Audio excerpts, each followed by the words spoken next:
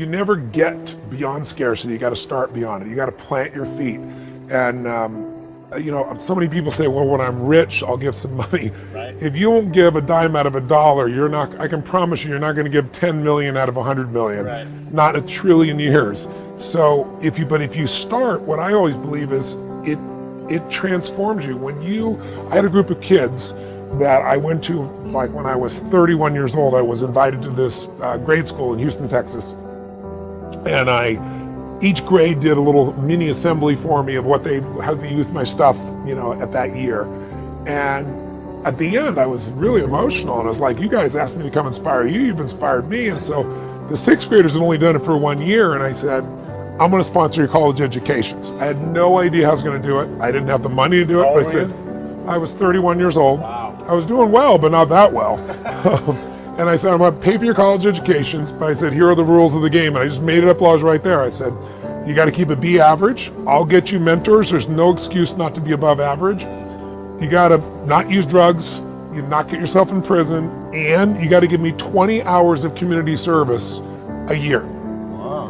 And the reason I did that is I don't have a college education, but I knew if I got these kids who thought they needed something to be the ones to go give something, it would change their identity, it would change their life more than college. Right.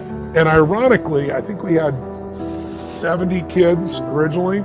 I lost 95 kids I was going to lose. I lost the first year. It was like 30 kids. And the reason was their parents did not want them to have to do community service. They said they should be receiving, they shouldn't have to work. And it was just staggering to me. But the ones that did it, some have PhDs now, went through that process.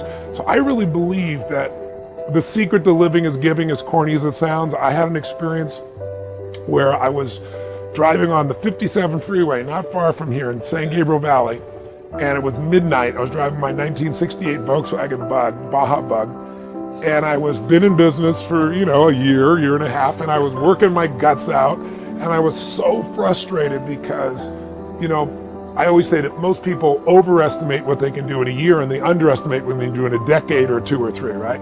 So I'd been working for this year and a half as hard as I could work, and nothing was working at the level I wanted, and I was so frustrated. I was mad with myself. I was mad with the environment.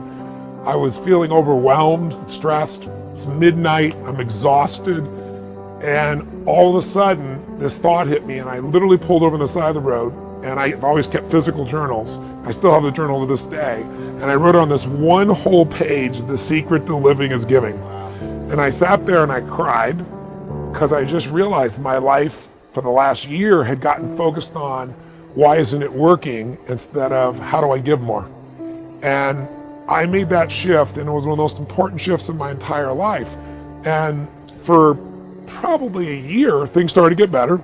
And then, you're in business, you make mistakes, I was a young kid. And I found myself all of a sudden in a 400 square foot bachelor apartment. I'd lost the progress that I'd made. And I was so broke that I wrote about this at the end of my book, because I was trying to think, how do I get this thought across to somebody? And the most seminal moment for me was I had, $21, $22, whatever it was, to my name. I'm living in a 400 square foot bachelor apartment. I'm feeling sorry for myself. I'm watching Luke and Laura on General Hospital. I was a mess. I was a total mess. And I realized I've not paid my rent, and I'm out of money. And I don't have any prospects for some new cash in the short term. How am I even going to eat? So I decided to go to this all-you-can-eat salad bar that they had around the corner of this place called El Chorrito. It's still there, Marina Del Rey. And I lived in Venice, so it was about a 3-mile walk. I didn't take the car because I couldn't pay for parking, for the gas. And I walked there and I went in and I had this meal right basically loaded up for the winter. I ate plates of food, just tacos and salads and everything else. And while I was sitting there, there was this little boy that came in. He opened the door and he was wearing this little vest, this little suit. And he, probably 9 years old, something like that, 8, 9, 10. And he held the door open, and in walks behind him this beautiful woman who was clearly his mother. And so, I definitely took it in. And then he sat down, he pulled out the chair for her, and he was just so attentive to his mother. He was just so with her that honestly, I was moved. And so I finished my meal, and then I got up and I paid the bill, don't know, it was like $6 in those days, you know, for all you could eat salad bar, whatever it was. And so I had whatever was left, $17, $18, $19. And I walked over to this little boy before I left.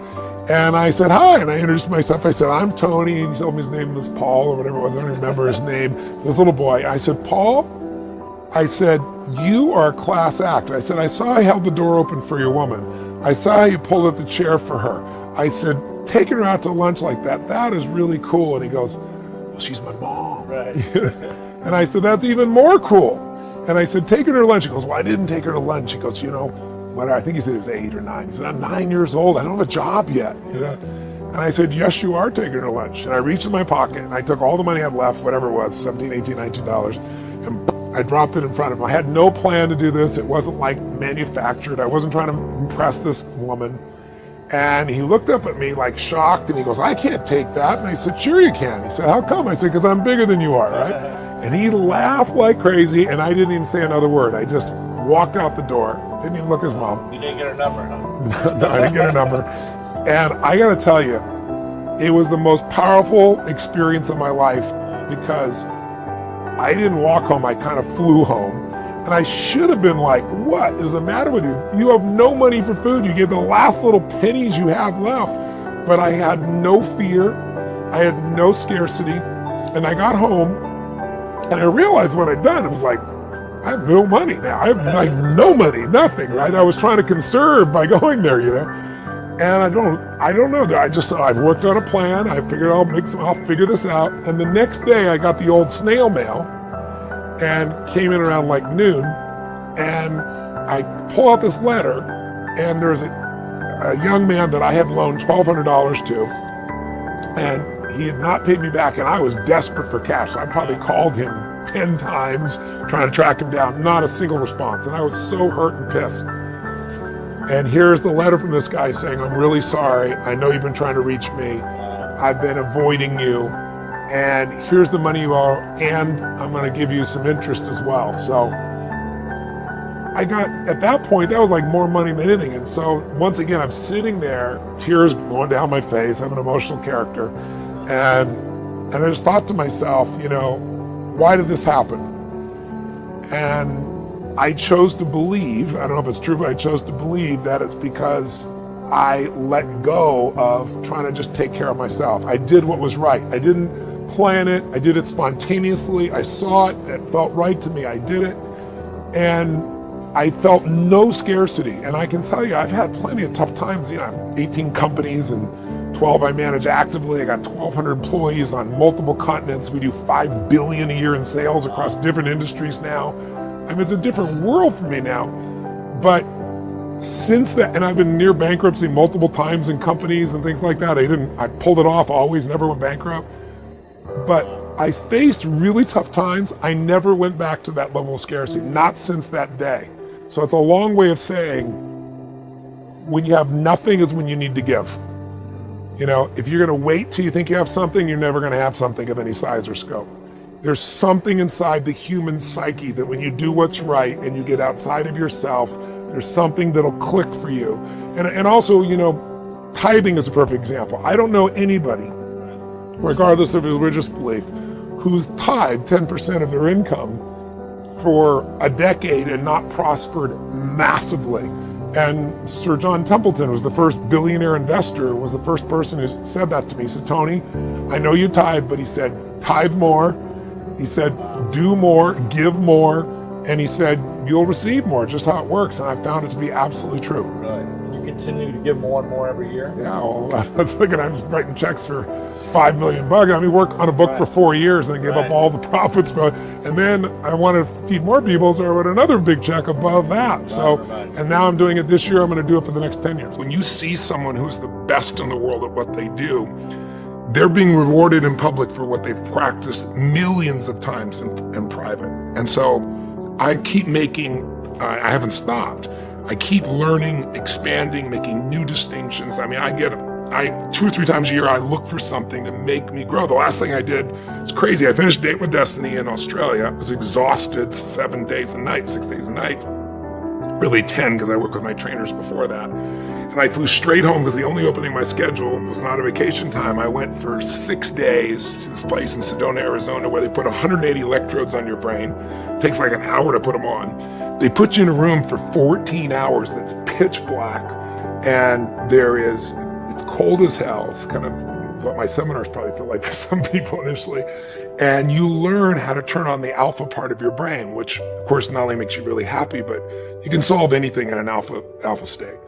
And it's hard, and there's these sounds that are coming out of your brain because they got this amplification. But I mean, I do that. And the first day I want to say, who do I have to kill to get out of this? Because it's like, I'm exhausted and this is so painful.